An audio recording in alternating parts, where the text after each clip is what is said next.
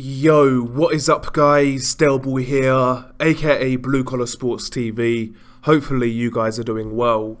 If you're new here, smash that like, hit subscribe, all of that good stuff. So this video is really just to summarise my quick thoughts on Jaron Ennis' recent fight against Jaron Chukhadzian, however you say his name, you guys know who I'm talking about.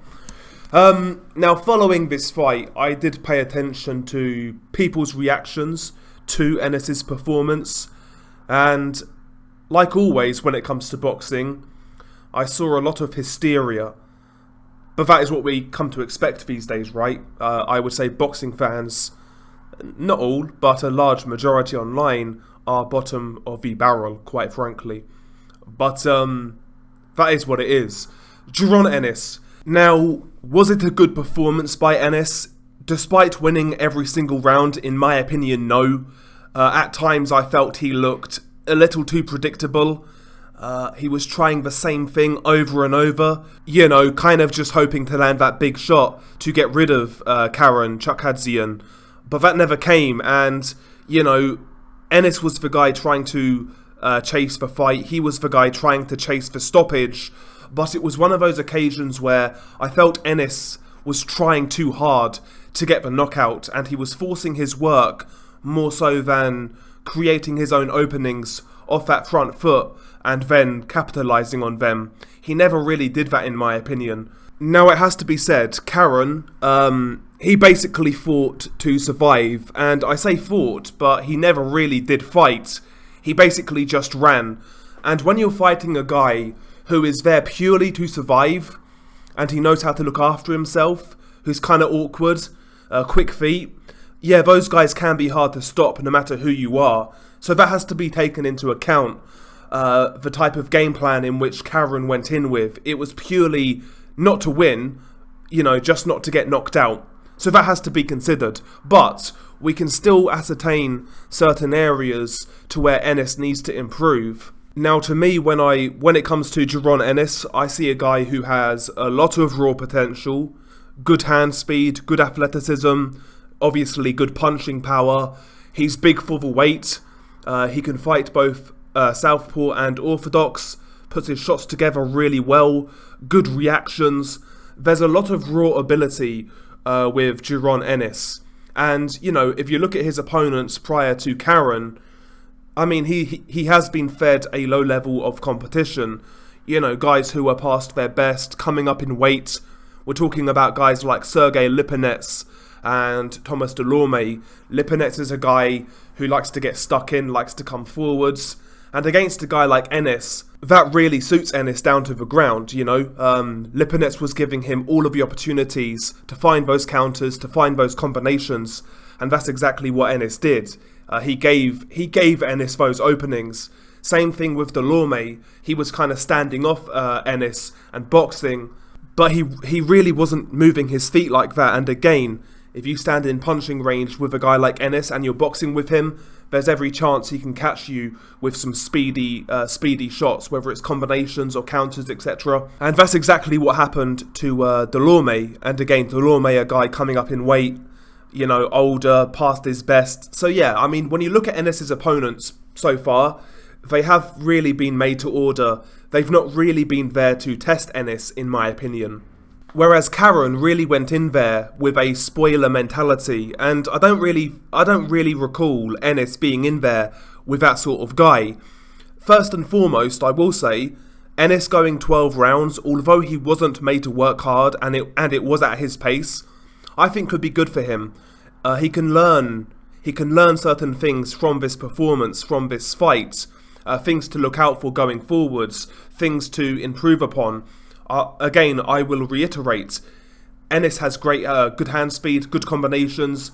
He can box out of southpaw and orthodox, good power, you know, good reactions, etc. He can pick punches really well. But in this fight with Jaron, he was forced basically to box on the front foot and create his own openings because Jaron really wasn't opening up. He really wasn't opening up. He was backing up, backpedaling, running, I would say. And, you know, Ennis really found it hard to kind of break that rhythm, that awkward rhythm of Karen. And yeah, after a while, I felt that Ennis, despite him basically winning every single round, he kind of ran out of ideas in regards to getting a potential stoppage. And again, there are things in this fight he can learn from. First thing I would say, when he is forced to box on the front foot, I want to see more of a varied jab.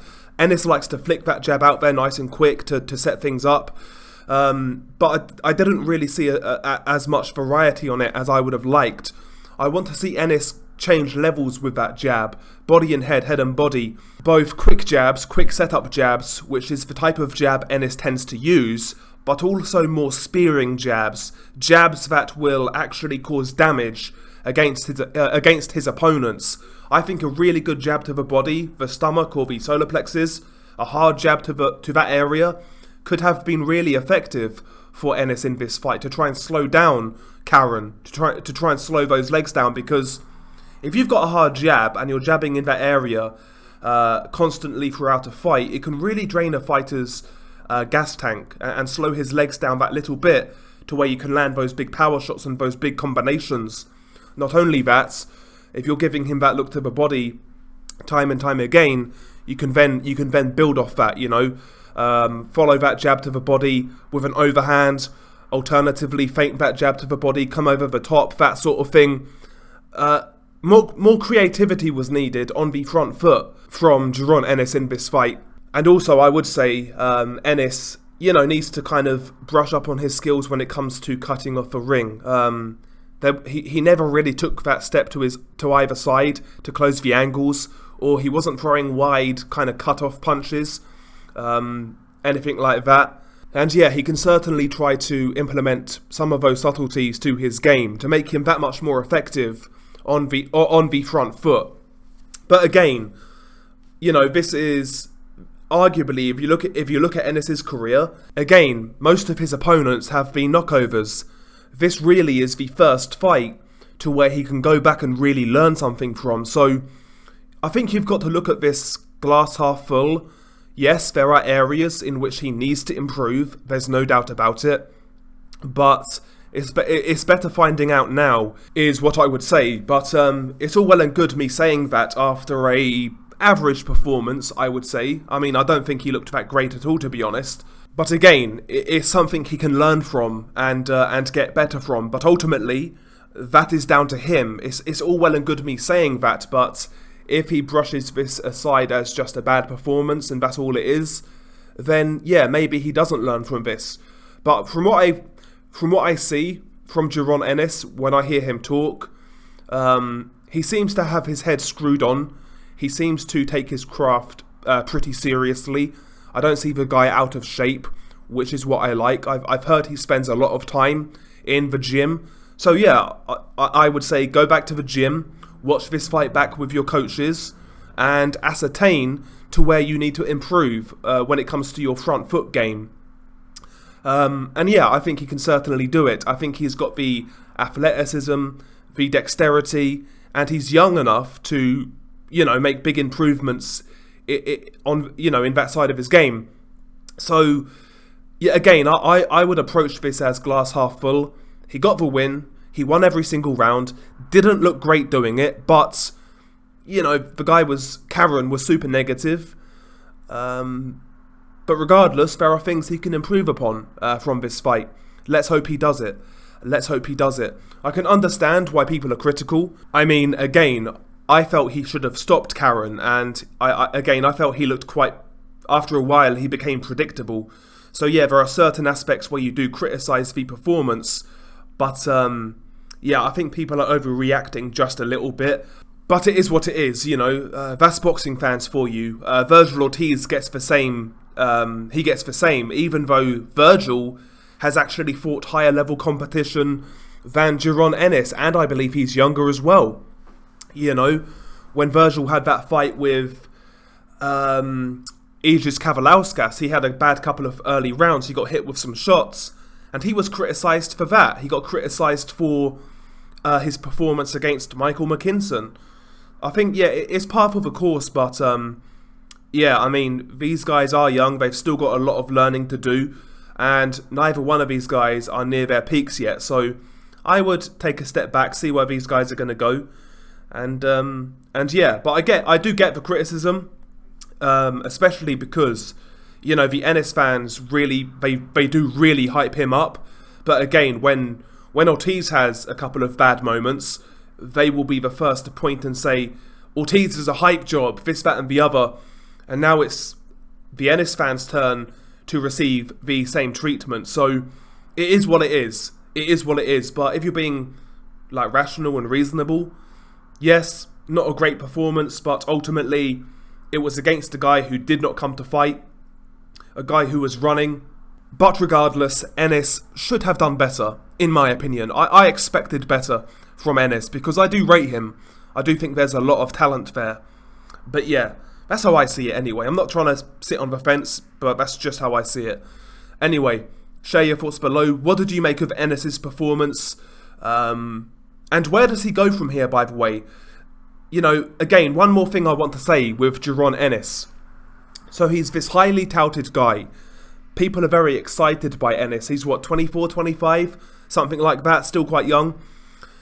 This guy fought once last year against, Custio Clayton, and he knocked that guy out in the second round. He had 4 minutes of action last year.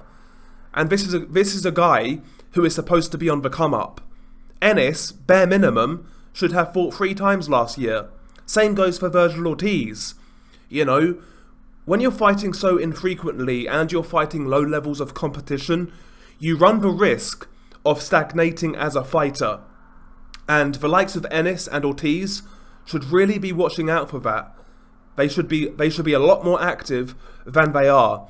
If I'm managing Jaron Ennis, I have him back out maybe end of April, mid-April, end of April, couple of weeks out the gym, right back to it, right back in training camp, and fight mid to end of April. I would say somebody like Cody Crowley, for example, or maybe even the guy who beat Rashidi Ellis. Just keep this guy active. He can't be fighting once a year, let alone having fucking 4 minutes of action a year. So Ennis, I want to see Ennis much more active this year. At least 3 fights. At least. So yeah, share your thoughts below. What did you make of Ennis's performance, and where does he go from here? Share your thoughts below. Peace.